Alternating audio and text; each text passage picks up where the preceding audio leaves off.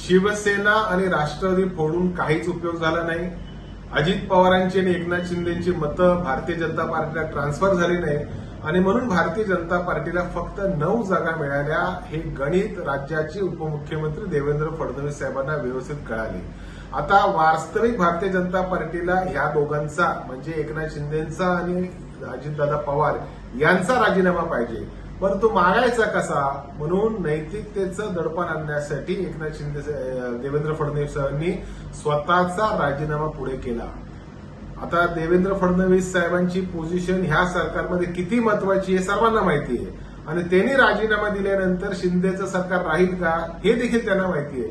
मग अशा पद्धतीने एकनाथ शिंदे आणि अजितदादा पवार यांच्यावर एक मॉरल प्रेशर, एक दडपण आणण्यासाठी राजकीय खेळी म्हणून देवेंद्र फडणवीस यांनी स्वतःचा राजीनामा पुढे केला।